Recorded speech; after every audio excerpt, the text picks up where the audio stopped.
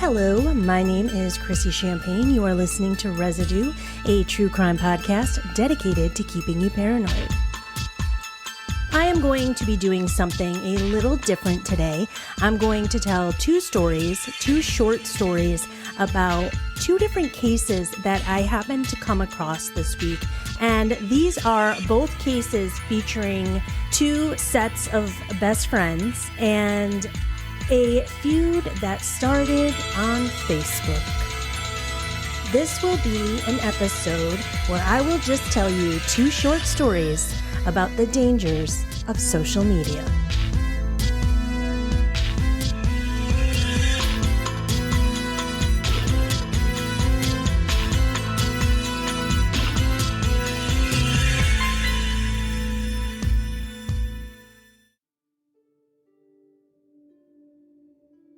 It is 2011 in Des Moines, Iowa, and Jennifer Harris has just moved back into town. She has been away for a bit. She wants to hook up with her old high school friend, Nikki Rasmussen. Now, Nikki hasn't seen Jennifer in quite a bit. And Nikki has now married, has started a family. She has children. She's becoming, an adult. She doesn't want to party hard anymore. She doesn't really dig the social scene. And Jennifer is newly single and has a young daughter. So she's pretty anxious to kind of get out there and, hang out in bars, party a little bit. She doesn't want to be sitting at home alone. Now, Nikki isn't, super lame. She's going to still hang out with her friend. She's just on a different level right now. So one day, Jennifer asks Nikki if she can come over and help her set up a Facebook event because Jennifer's new to Facebook and she didn't quite understand how to set up one of those events where you can invite people to your party. Jennifer was having her 30th birthday party and she was going to call it her Dirty 30. So Nikki went over to her house and showed her how to set up a Facebook event notice. And Jennifer proceeded to invite tons of people to come out to this amazing Dirty 30 party that she was going to throw for herself downtown. At this point, Jennifer seems to be asking Nikki for a lot lately, and their friendship is kind of taking a turn because Nikki just ain't on the same wavelength here. So she doesn't want to keep going over to help Jennifer all the time. She notices that Jennifer's out drinking a lot. She's leaving her daughter home alone a lot. Her daughter's 9, and Nikki is not down. But Nikki feels like since her and Jennifer have been friends basically their entire lives, just not entire adult lives, that, just go over, help her, be a good friend, hang out with her. But Nikki's starting to feel like this relationship is incredibly forced. It is now the end of September in 2011, and Jennifer is getting really worked up because it's almost her birthday and nobody is replying to this Facebook event. She's getting a lot of no, can't go, maybe, but nobody is saying that they want to hang out with Jennifer on her birthday, and it's starting to make her really anxious and really just, she's pissed off. Nikki is probably at this point like, oh my God, please no one show up so I don't have to go to this thing. I know that's mean, but she probably felt that way. But anyway, Jen starts telling Nikki, you know what? Fuck everyone else. Fuck them all. They don't have to come to my birthday. It'll just be me and you, and we'll hit the town. We'll be downtown all night dancing away my dirty 30s. And Nikki's like, oh, hell no, dude. I am not going downtown alone with you. I have a kid. I have a husband. I don't even want to be doing this if there's 30 other people there. So Nikki says, you know what? No, Jen, I can't do it. And you know what, Jen? You can't be leaving your daughter home alone by herself so that you can go out and drink. She says this to Jennifer. Of course, Jennifer loses her damn mind when she says that. And instead of talking this out with her friend Nikki, she goes to Facebook to vent. You know, we all love a good vague booker here on Residue, don't we? Jen is now on Facebook just ranting and raving about what a dumb jerk Nikki is because she won't come to her birthday party. And she at first doesn't come right out and say it's Nikki. She writes something like, imagine if your friend planned your birthday party and then she said she's not going, which clearly it was not what happened, Jen, okay?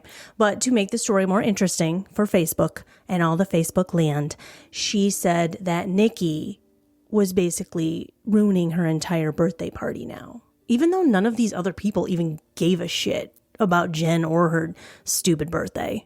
Jen is just slandering Nikki's name all over Facebook. And even though Nikki doesn't want to be a part of this, you know, she is writing back also, and she's trying to explain her side of it.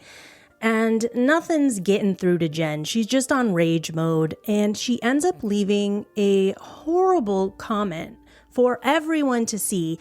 And what it said was, I'd rather be single than in a loveless marriage for convenience. Girl. Now, Nikki had once confided in Jennifer that, you know, she was pregnant before they got married. And so Jennifer's now using that, you know, secret that her friend shared with her and just exploiting it and hitting Nikki where it hurts, so she thinks. Even though that wasn't the case, none of this was the case, she still threw out that insinuation for everyone in the land of Facebook to believe now that Nikki is in this horrendous marriage. So after that is said, Nikki is like, yo, fuck this. Deletes Jen, blocks her, she's done. Nikki's done, but Jen, no, Jen is not done.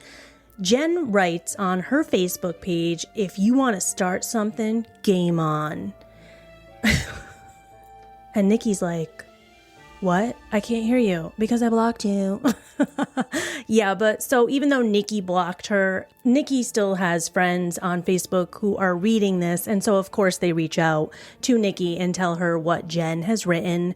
So Nikki doesn't do anything at all. She just stays quiet. She's moving on with her life. This is the end of Jen.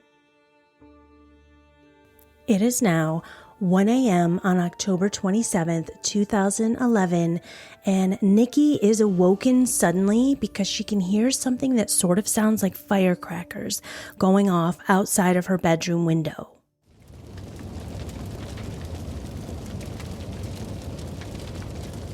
Nikki looks outside of her bedroom window and notices that her entire garage is completely engulfed in flames. It is so bad that it's moving towards the house now. Even the side paneling on the side of her home is now melting. So Nikki gets up, grabs her husband, grabs her child, who is in the home too, and runs out of the house as they call 911 for help. Of course, Nikki knows right away, this is totally Jennifer. Jennifer did this.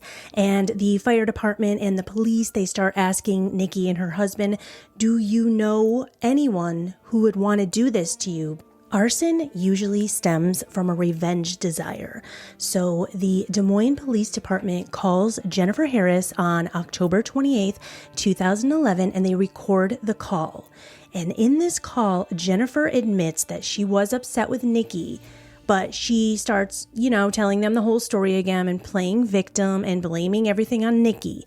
The police are like, girl, stop talking. Did you set this garage on fire? And Jennifer Harris admits to setting her ex-best friend Nikki's house on fire. Not the house, the garage. So what she did was she got angry. She went over to Nikki's house. She takes a roll of toilet paper, sets it on fire, and throws it straight into Nikki's garage because she defriended her on Facebook. Now, there is a quote from a clinical psychologist in this episode that I watched of Snapped. It's a great episode. I have it linked in my show notes if you want to check it out. So clinical psychologist Dr. Michelle Goland says, it's the ultimate form of friendship betrayal. I'm not going to be friends with you anymore, and everyone is going to know it. And that is regarding anyone who defriends you or blocks you on Facebook. Nikki and her husband would lose everything inside of that garage. The garage itself would be considered a total loss, and so would both vehicles. I mean, they were massacred. Jennifer Harris would end up being charged with second-degree arson, and she would spend 2 years probation, making full restitution and a $1,000 fine. The judge did say that there was one thing that he was going to put on the table that had to be done. Jennifer was going to have to go to rehab. So on May 10th, 2012, in order to avoid a first-degree arson charge, which would actually demand a mandatory 25-year sentence, she was going to plead guilty to a second-degree arson charge, and she would spend 6 months in jail. I am happy to report that ever since this incident, Jennifer Harris has remained sober and blocked on Facebook.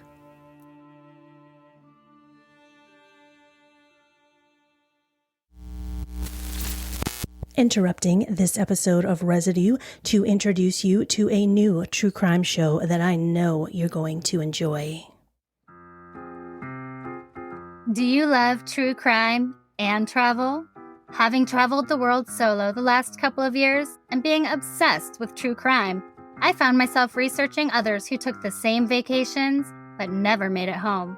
The Last Trip is a true crime podcast covering missing and murdered people that were living their best lives on vacation.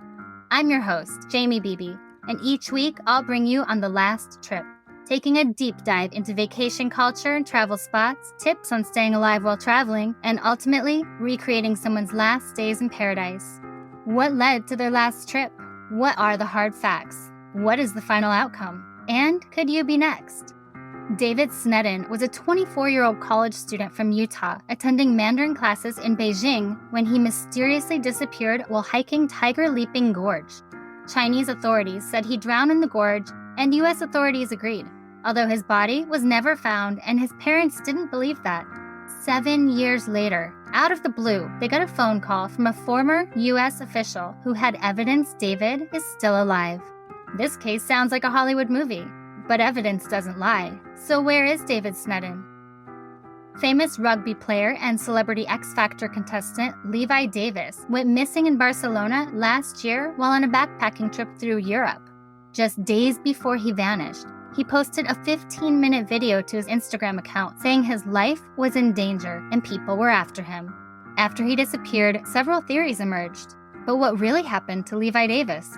Join me, Jamie Beebe, co-host of the popular true crime series Strictly Stalking, as I embark on a brand new adventure combining true crime and travel. Listen to The Last Trip wherever you get your podcasts.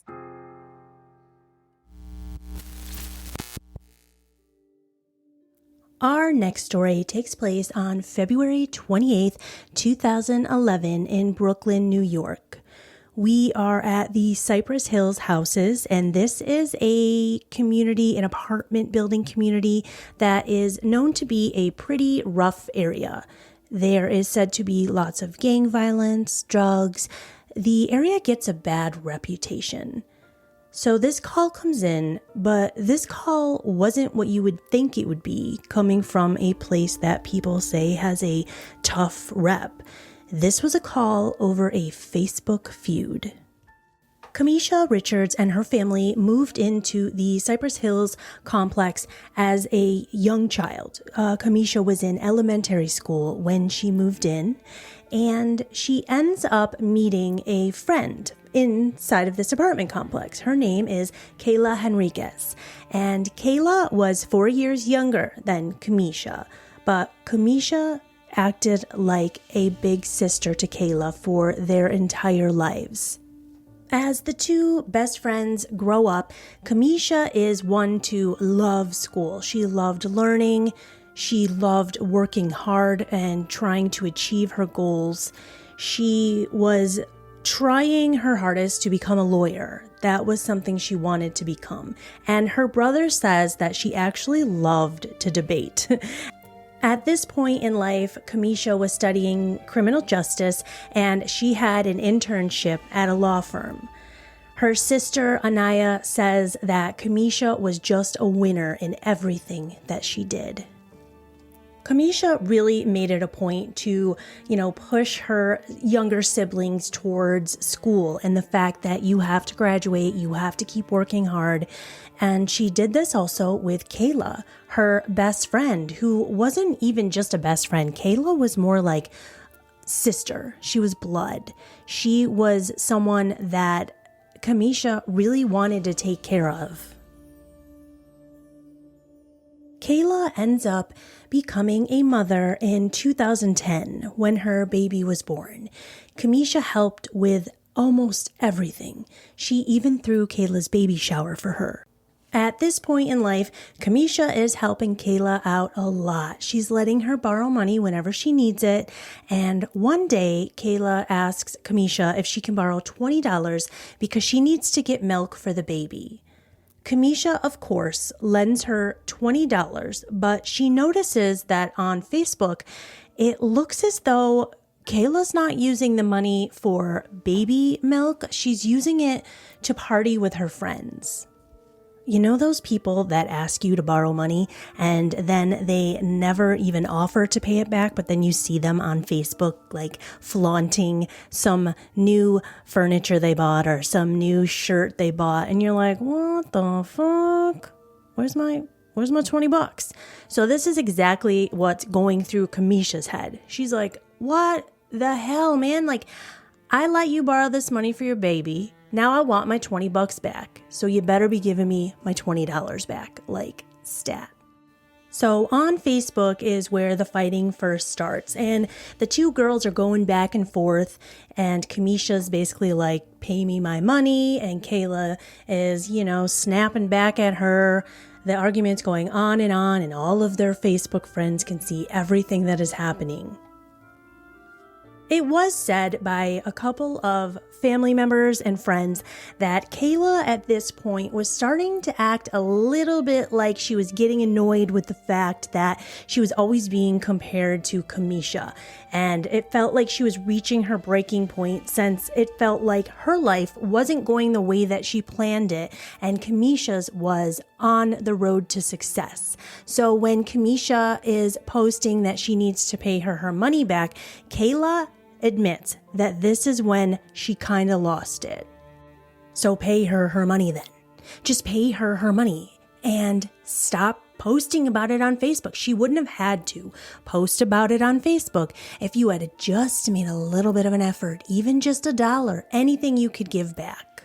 From what I could see, one of the girls wrote, "Never fuck with me, so chuck it up, deuces." And I believe it was Kamisha that wrote something like, "I'll have the last laugh." And Kayla wrote back, "We'll see." So this is now escalated from Facebook messages to Kamisha going straight to Kayla's house and knocking on her door, going straight inside of her house and showing up to either, collect the money or just like have it out face to face. Witnesses say that Kamisha showed up at Kayla's apartment, asked for the money, and then Kamisha walked straight into Kayla's kitchen, went into her freezer, took out her baby formula, and then just dumped it out on the floor and said to Kayla, "Now we're even." Now, the rest of the story is from Kayla's viewpoint and from what Kayla says. So Kayla says now that Kamisha grabbed a pair of scissors and Kayla grabbed a kitchen knife because she thought, well, I have to defend myself because Kamisha's coming at me with a pair of scissors. She says that Kamisha swung the scissors towards her and Kayla just took one swing in self-defense. This whole incident actually took place inside of a bedroom with the door closed inside of Kayla's apartment.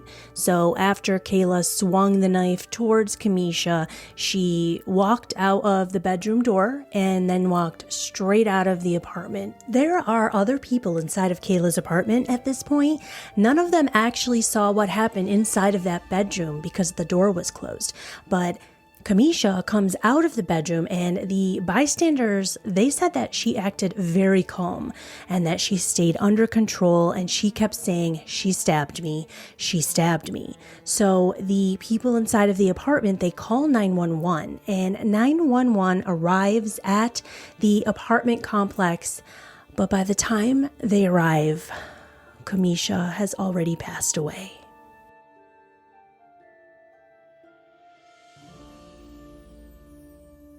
It was not hard to track down Kayla because the moment she ran out of that apartment building, she left a trail of blood, and the police just followed that trail of blood and brought Kayla down for questioning. While she's being interrogated, of course, she plays the victim, and she starts telling the police about everything that happened online. She's still going on and on about this $20 in this milk. Like, girl, you just killed your best friend, your sister. Stop playing the victim. Kayla explains to the police that she just lost it. And she said, "You don't have to post stuff on Facebook like trying to make me feel like I'm poor or something over $20. Kayla tells the police that this was definitely self-defense. She is charged with second-degree murder, and if she stood trial, she could possibly serve 25 to life, but Kayla accepts a plea deal. She pleaded guilty to manslaughter, and she was sentenced to 15 years. Nicole Coulter Henry, the mother of Kamisha, says there is a special place in hell for her and what she did to Kamisha. The judge gave Kayla the opportunity to address the family and apologize for her actions. Kayla just stared straight at the judge and said nothing. And that's the thing, is that everyone can lose their temper online. Everyone can say mean things, mean, hurtful things to each other. But when faced with the opportunity to look someone straight in the face and say it then, it's just silence. Okay, I'm going to delete my Facebook page right now. Just kidding. I need you to come join me on my Facebook page. It's Residue, a true crime podcast. And then there's also Instagram, Residue Podcast. If you enjoy the show, it would be so cool of you to share some episodes with your friends, share social media posts. That's the kind of thing that really gets people to notice the shows that you like. And also, I wanted to mention that you should definitely check out The Last Trip with Jamie Beebe. It is a fantastic true crime podcast. She also has another podcast called Strictly Stalking, which I have been listening to for years and years. I also want to shout out another podcast that I think you should check out called World of Horror Podcast. I actually just did a guest spot on that, and I will be letting you know when that episode airs. I'll also be at CrimeCon in a couple of weeks. If anyone else is going, I'll be there handing out stickers and chit-chatting with people. Oh, wow, that was a big lot of plugs there for a little bit. But please join me again next week, and in the meantime, stay safe and stay paranoid.